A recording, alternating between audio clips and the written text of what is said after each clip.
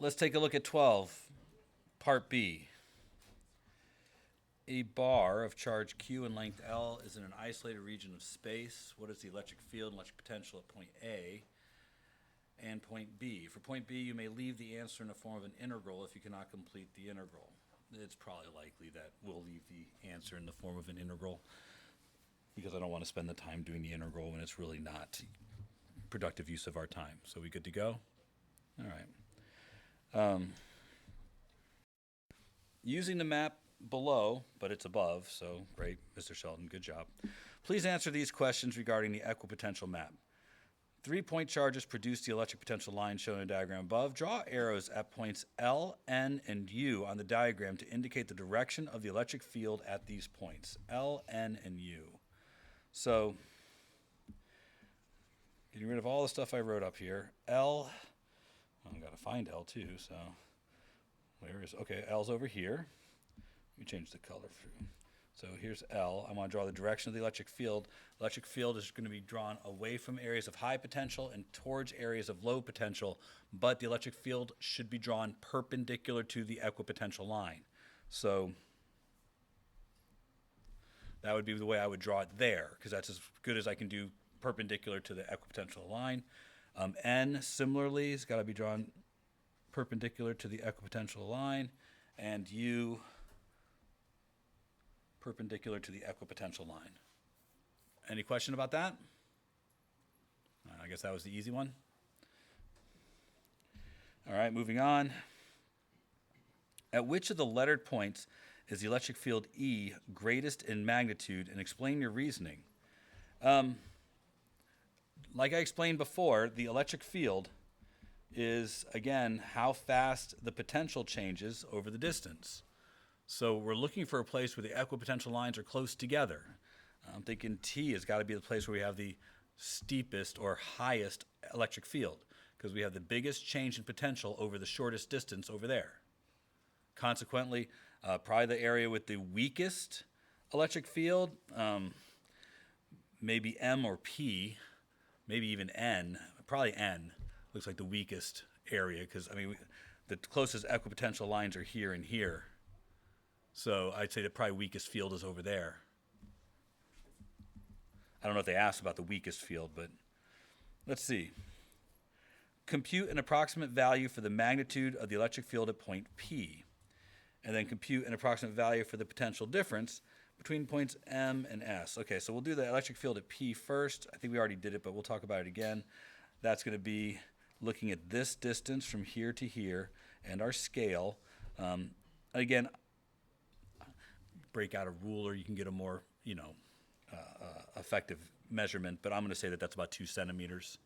And our change in potential goes from 20 to 30, so I think the electric field there is going to be 10 volts over 2 centimeters or 0.02 meters. Okay, so good there. All right, what is that, like 500 volts per meter? I don't know, 10 divided by 0.02, that'd be 5,000. What's that? It is 500? Okay, 500. Yay. All right, moving along. Compute an approximate value for the potential difference, Vm minus Vs, between M and S. Okay, so it says approximate. What do you think? I think S is probably at 5 volts. It looks to be right in the middle between 0 and 10. So I'm going to say 5 volts. And M is at 40 volts, so I'd say the difference in potential is 35 volts. Right, I don't have to worry about the fact that M is way over here and S is here. I only care about what the change in potential is. So 35 volts. All good? All right. Determine the work done by the field if a charge of positive 5 times 10 to the negative 12th coulomb is moved from M to R. Okay. Moved from M to R. So let's see, M is here, and it's at 40 volts. R is here, it's at 30 volts. So the change in potential is just 10 volts. But the work done is going to be Q times the change in potential. So they gave us Q, which got memory of nothing today, 510 to the negative 12th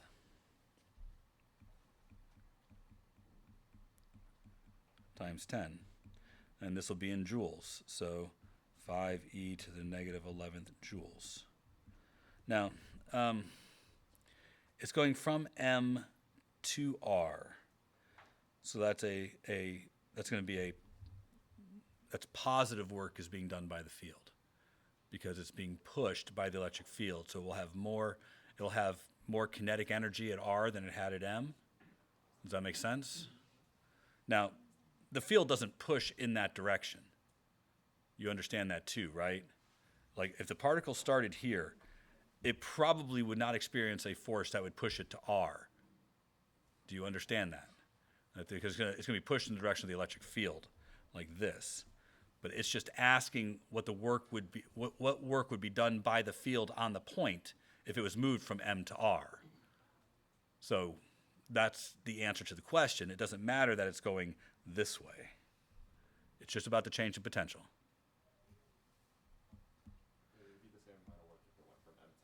It would be the same amount of work if it went from M to N, yes. All right, if the charge of 10 to the negative 12th coulomb were moved from point M first to point S and then to point R, would the answer to the last question be different? And if so, how? It would be no different. The net work done is going to be about the ultimate change in potential. So it's path independent. And actually never recorded any of it. So we're going to redo the whole problem. And that way it'll be recorded. But I've got short time. So 10 minutes.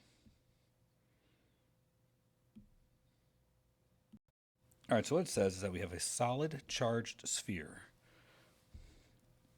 of radius r exists in space surrounded by a shell of charge that is an inner radius of 2r and an outer radius of 3r. So if we look at the size comparison, it looks like this. And we're defining the electric field and electric potential basically from the inside of the sphere all the way to infinity. So the electric field one we've done a bunch of times, and I don't really feel like we have to spend a lot of time going over it, but there are a few things I am going to say about it in getting to the point where we can talk about the electric potential. So let's start with the electric field for, say, locations where R is less than 2R but greater than R. That's the easy one because we're talking about like a place right out here. The electric field is going to be that of a point charge. Since the inner sphere has a charge of Q, we'll have 4 pi epsilon naught R squared in the direction of R in those two places. Now, because it's a conducting shell, the electric field is 0 from any place from 2R to 3R. I don't have to do any work on that one. And the electric field is going to go back to being Q over 4 pi epsilon naught R squared for anything where R is greater than 3R. So that puts us out here. So those are pretty easy to do. Now, truthfully, for finding out when R is less than R, you have to do the Gauss's law work. And we know the answer is going to be linear. It's going to look like this. QR over 4 pi epsilon naught R cubed. And you get that from taking and putting a Gaussian surface inside the sphere and knowing that the amount of charge enclosed is based on the volume of charge enclosed.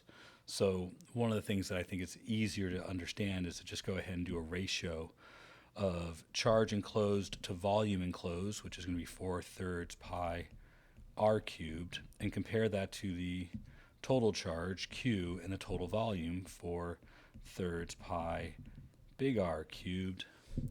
and realize that you can cancel out a few things here, but you're left with Q enclosed equals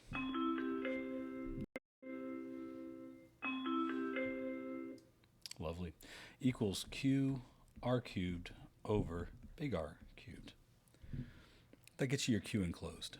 Now, your flux is going to be E dot dA, but the electric field should be the constant everywhere along that surface as long as we are located, equidistant from the center. The direction of the area is going to be outwards. The electric field is going to be outwards. We've done this several other times. I really don't want to spend a lot of time going back through it, but we simply get something that looks like this for our electric flux. Then you put those two things together and you get how we got the linear relationship for the electric field. So there we go.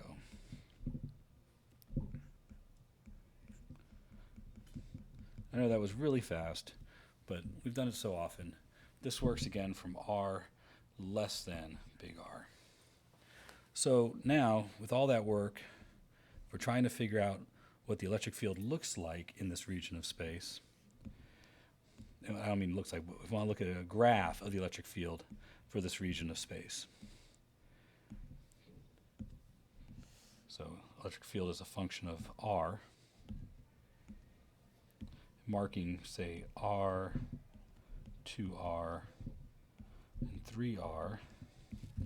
We can begin right away with second and third, or between 2R and 3R, like that.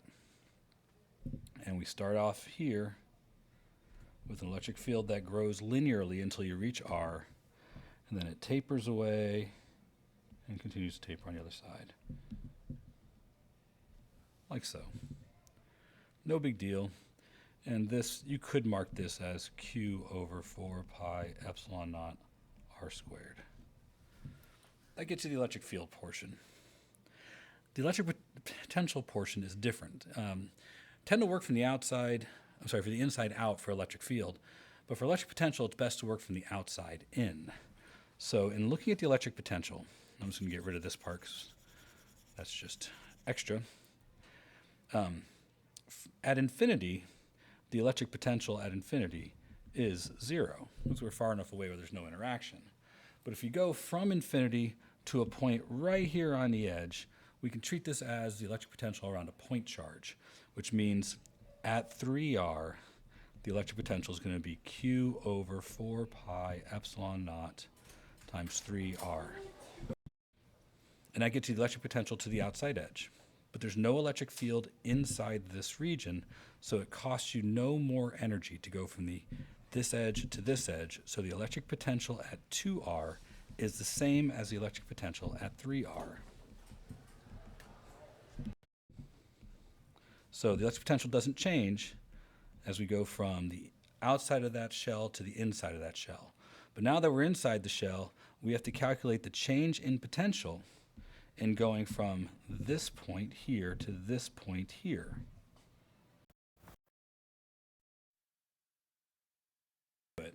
And I'm going to do the way that I think is the simplest, but you don't have to do this. I mean, you could integrate. You could find the change in potential by doing the integral minus the integral of E dot dr, and you'd evaluate that integral from 2R to R, and that would be just fine.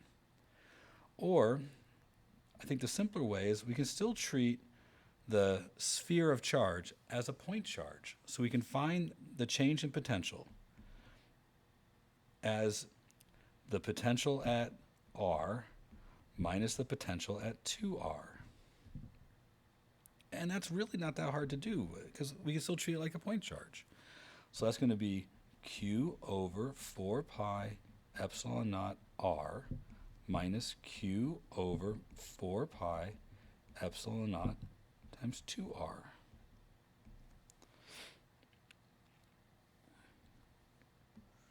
Let me get get this out of the way because we don't need it right now, but I am going to come back to it in a minute, so just get it out of the way for now. Well, this is going to be Q over 8 pi epsilon naught r. Right, just get common denominators, subtract. So that's a change in potential, and this is from 2r going to r.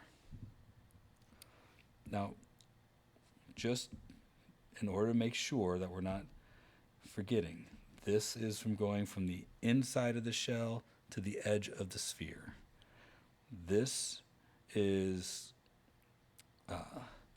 the amount of the change in potential from going to infinity all the way to the inside of the shell. This was going from infinity to the outside of the shell. Those two are the same because there's no change in potential when we go from the outside of the shell to the inside of the shell. So I'm going to kind of write this here as change in potential from infinity to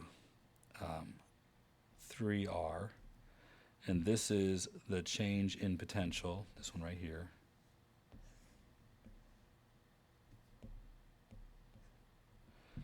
and this is the change in potential from infinity to 2r. And now that I've given a few bits of time for you guys to look at that, I'm going to give a reminder that, kind of as an aside, the change in potential from 3r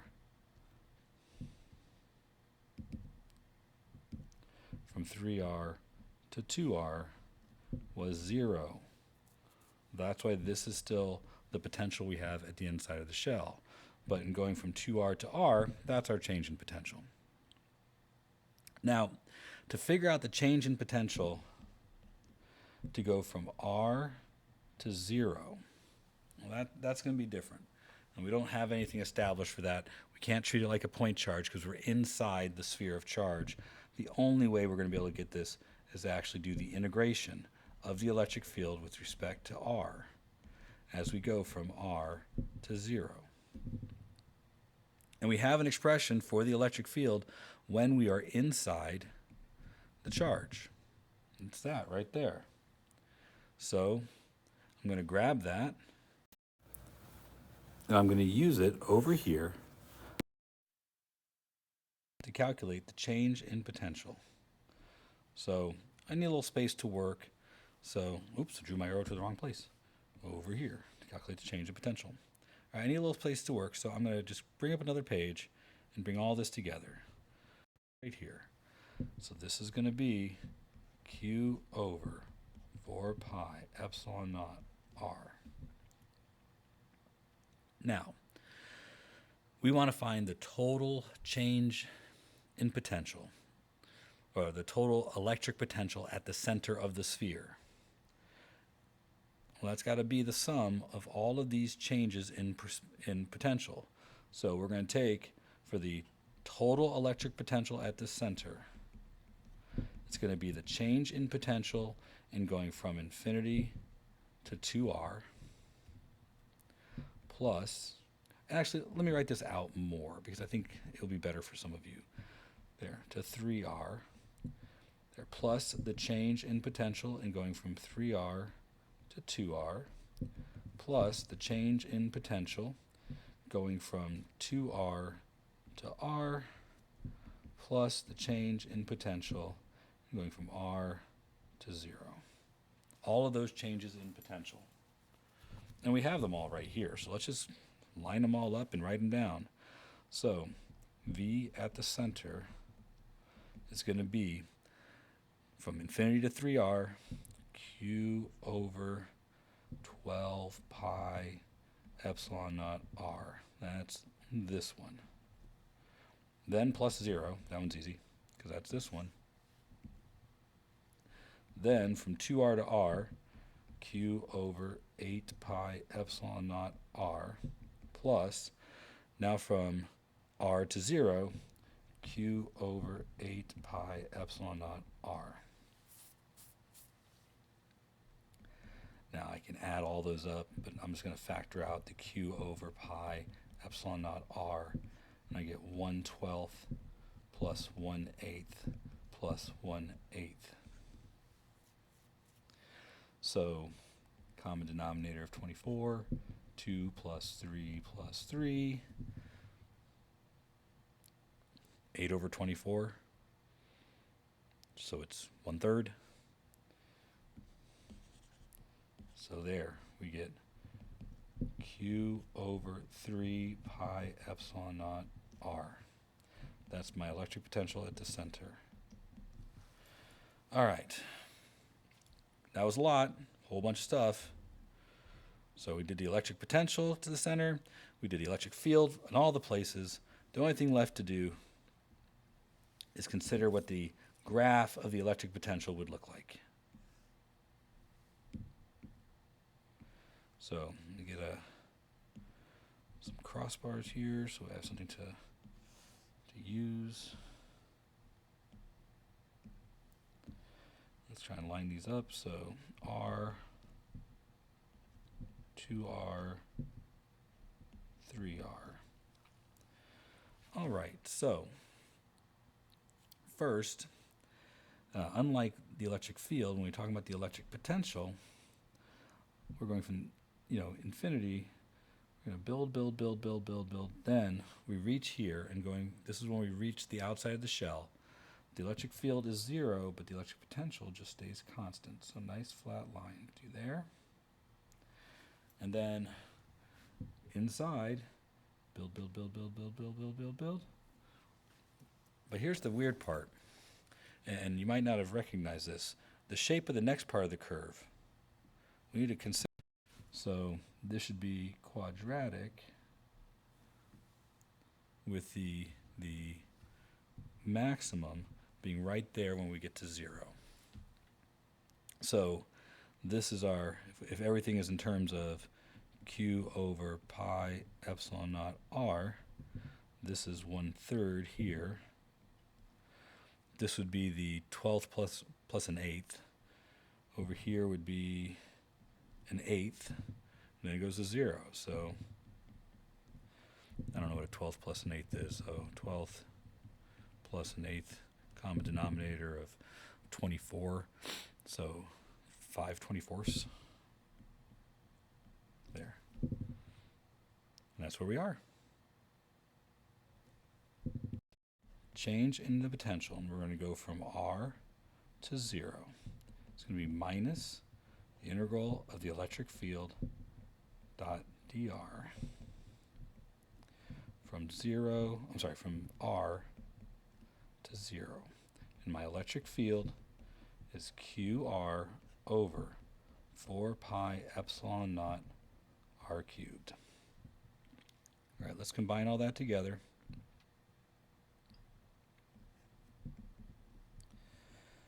And one thing that I have to keep reiterating is that when we're doing this,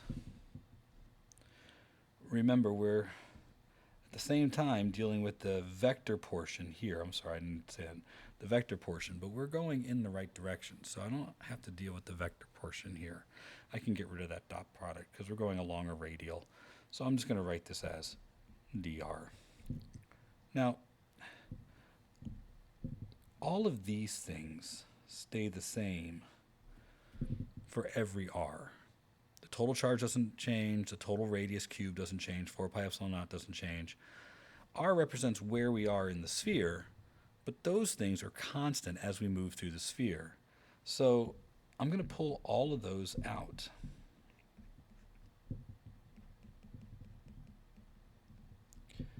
And now it's just the integral from r to 0 of r dr. Alrighty. So this is going to equal minus q over 4 pi epsilon naught r cubed.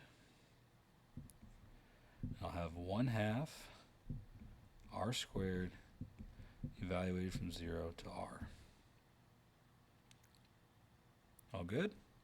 So minus Q over 4 pi epsilon naught r cubed. And that's going to be 0 minus r squared over 2.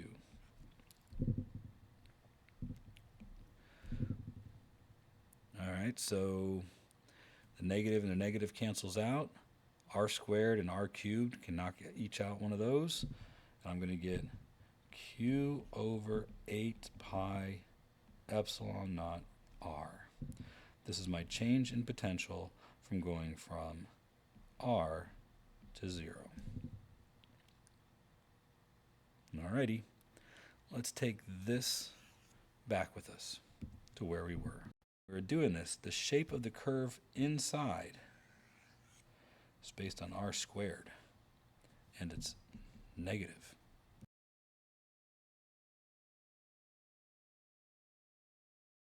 So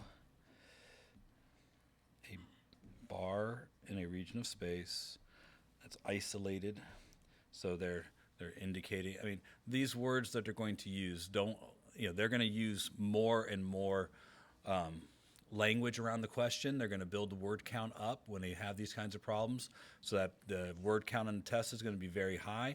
A lot of the words there are to make sure you don't misunderstand what they're asking for in the problem, but also there's going to be extraneous words there to confuse you. Don't let words like it's isolated or stuff like that confuse you. That's just trying to make sure that the only electric field or electric potential is due to the bar. It's establishing and the environment that the problem is being asked in. So don't make more of that kind of stuff. We're interested in a point that is located above the midpoint of the bar. That is a distance, I don't know, B, is that what I use? B away from the bar, that it? And the bar is length L and charge Q, is that right? Okie doke. Is it still charge Q and length L? All right. So most of the steps to find the electric potential are the same as finding the electric field once you figure out that you're going to have to do this by breaking the bar up into small pieces. So this is a distribution of charge problem. Now, you guys, when it comes to finding the electric field, we've got, what, 2 major ways to do it? Or maybe 3. One would be dissociated point charges, where we add them all up by finding the vector sum. One is a distribution of charge, which is still using the point charge formula, but now having to break it up into infinitesimal small pieces and adding them up.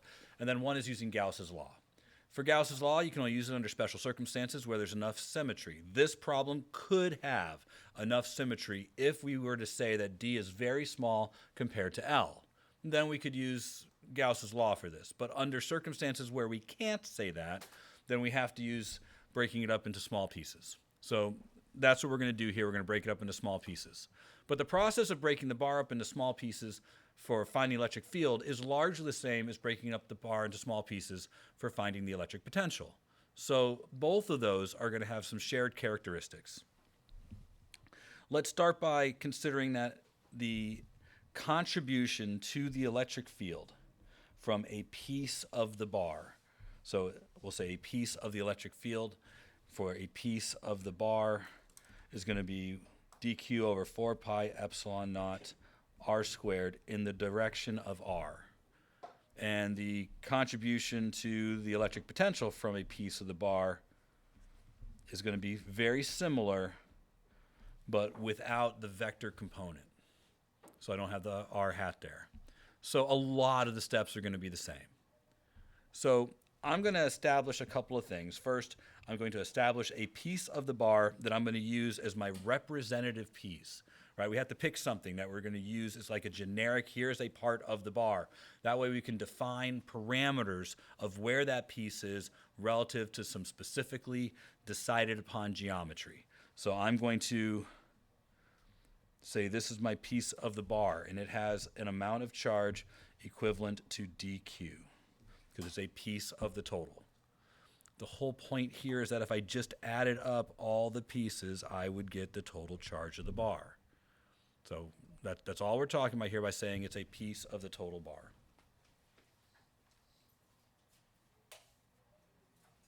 So my next job is to try and find a way to define geometry of the piece so that I can use geometry to point to every piece of the bar. The reason I'm doing that is because every piece of the bar is a different distance away from point, whatever this is, point P. So I need to find a way to use the geometry of the problem to be able to highlight this is where this piece is relative to some geometry I define. For example, I'm going to say that this is the origin and that we have half the bar on one side and half the bar on the other side. Is that okay? I'm also going to say that this piece is a distance x away from the origin. This allows me to use this geometry to point to every piece. The first piece starts at negative L over 2. The last piece ends at L over 2. And by going from one side of the bar to the other, I should be able to accommodate where every single piece is. Again, I'm exploring this. All right, so I've got some descriptors in my head. I know where I'm going to start. I know where I'm going to end. Now I want to build more of the geometry, more of the profile. For example, I know that in my equation for both the electric field and the electric potential, it involves R, and R is the distance from this piece to my location in space. That's going to be R. So I've kind of drawn this in a way that was not particularly useful to me, so I'm going to relabel it with this on the other side, so I can write this in terms of R. Now there's lots of things to contend with here.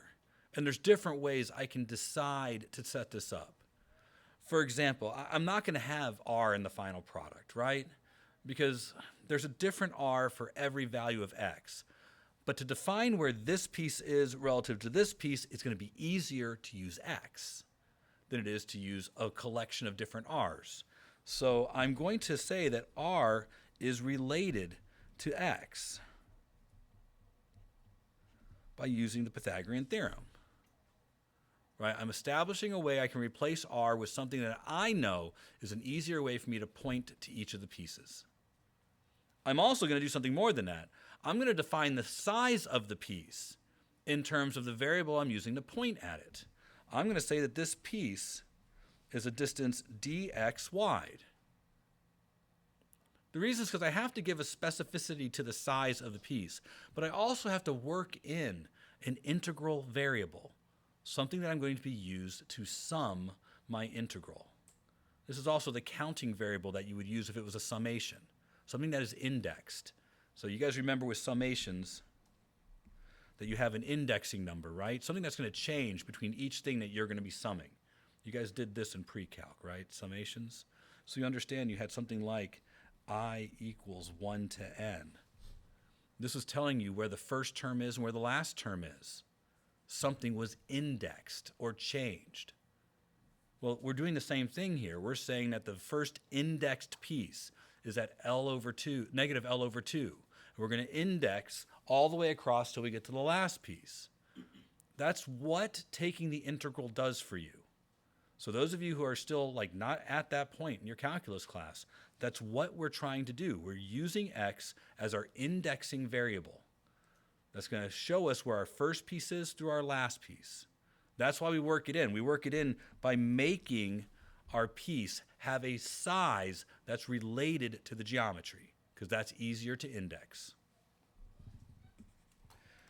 So with that, I'm going to have to find a way of replacing dq with dx. That becomes the next more important thing for us to do, writing dq in terms of our geometry. That generally is just a ratio. Something like this. We'll say Q is to L as dq is to dx.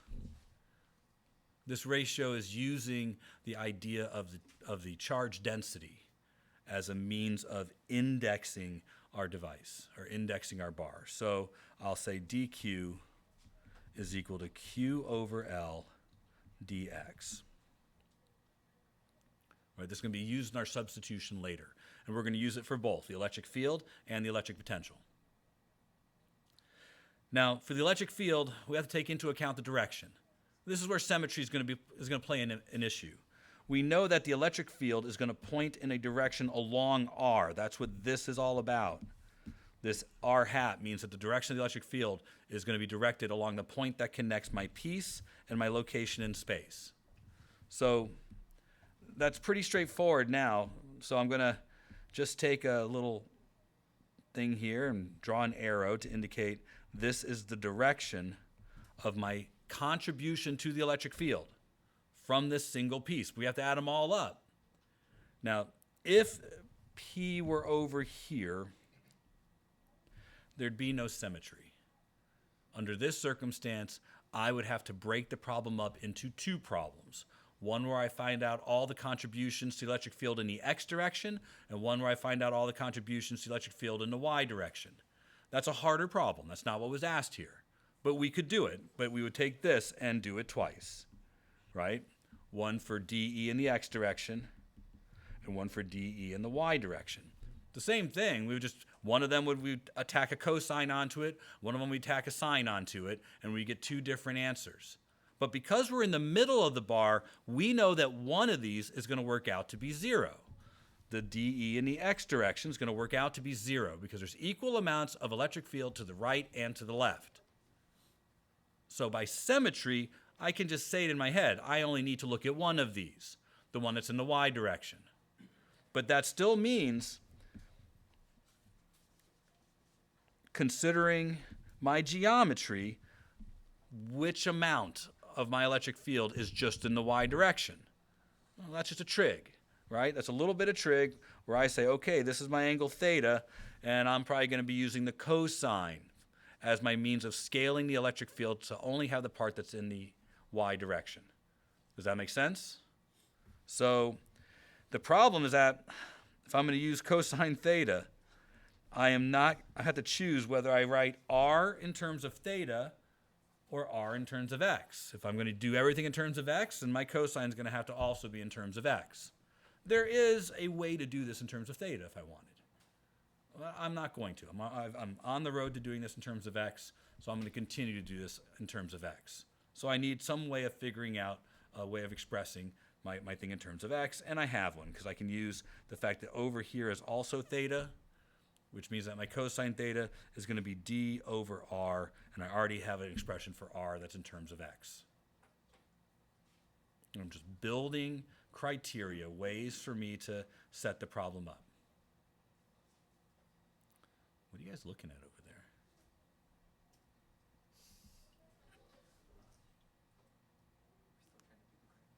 Still trying to do the graph. Okay. So I think I've constructed all the pieces that I need.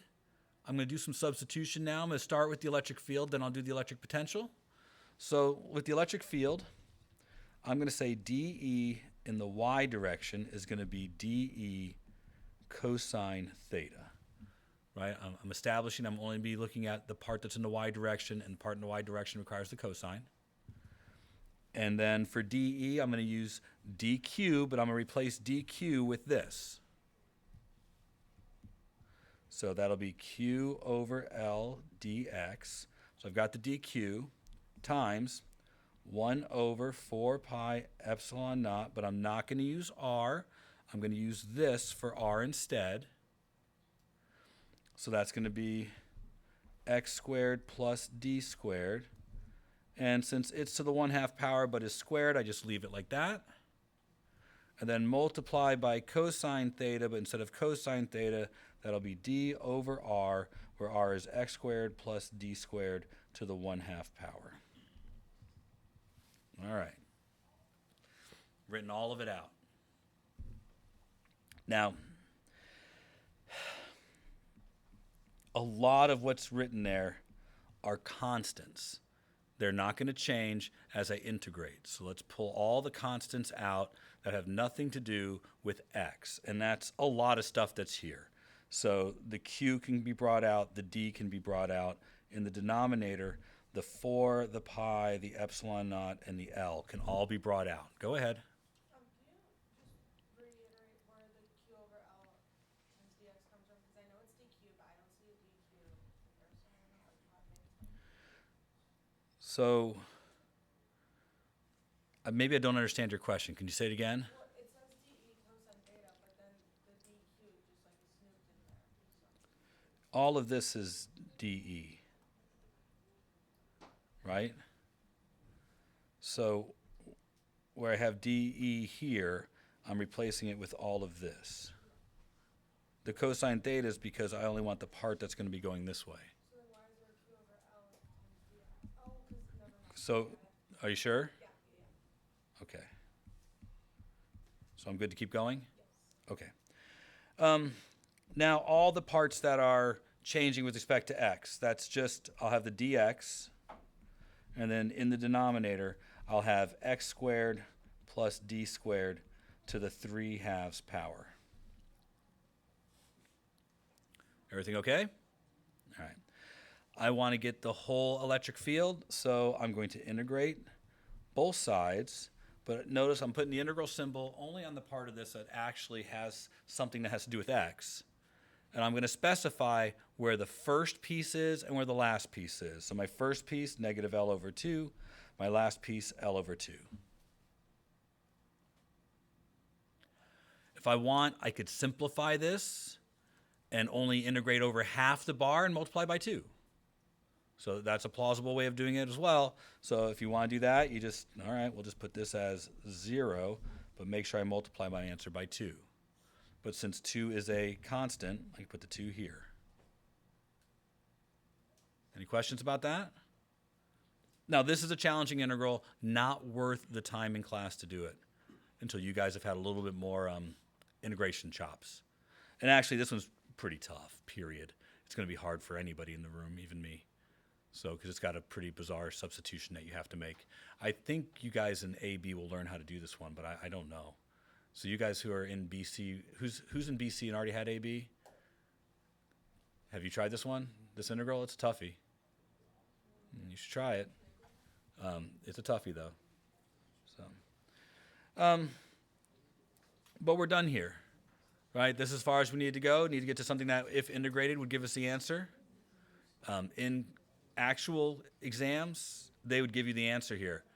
They would say, you know, set up your problem and show that it equals this, because they're not going to spend the time having you do the calculus. Not for this problem. There's other calculus they would rather you do. But to be honest with you, the hardest part of this problem, although this is a tough integration, the hardest part of this problem is setting up the integration.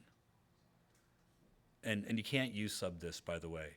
The reason you can't use sub it is because you don't have you know, if you tried to use sub it, there's no x out here, which you needed to have for u sub to work. It has to be integrated by using a trig identity. So this requires a trig identity to be done. That's why if you did the whole thing in terms of theta, you get a slightly better start because you're going to get something that's going to be based on a trig function, but that's still actually a pretty tough trig identity to pull off for this particular example. But you guys are good in calculus, you should do it. You're good in calculus. Let's do the other half of this though. I don't have to do much different to do the other half.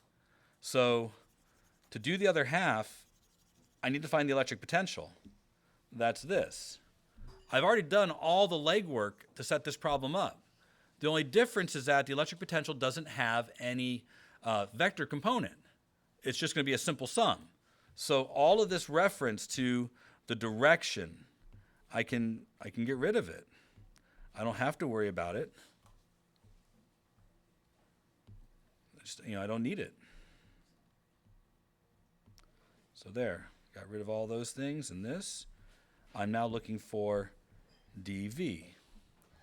So dV is going to be a little bit easier. There won't be me trying to figure out a portion of it. So I can start doing the dV part right now. dV equals, well, instead of dq, I'm working from here now. Instead of dq, I'm going to put in what I know for dq, which is q over L dx. Then the rest, which is 1 over 4 pi epsilon naught times 1 over r, which is x squared plus d squared to the 1/2 power. Okay?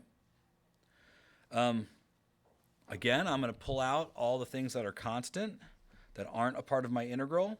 And that's going to be q over 4 pi epsilon naught L times dx over x squared plus d squared to the 1/2 power. And again, that's largely it. I'm going to integrate both sides. I'm going to start it at negative L over 2 and end it at L over 2, and that is setting up the integral. This integral suffers from the same problem the other integral does. That is a hard one to do. I'm not saying you can't do it. I'm saying that that's really not the scope right now. Getting this set up, that's the scope. The electric potential has the benefit, in this case, of not requiring us to have to do the same amount of work because of the vector part. Now, the truth is, if this one was something that you could more straightforward integrate, like if you looked at both the dE and the dV, and one was easier to integrate than the other, then integrate the easier of the two. Because remember, you can always find the electric field from the electric potential or the electric potential from the electric field. So I would say if you can find the electric potential, find that, then take the derivative to find the electric field. Generally, taking a derivative is easier than taking an integral.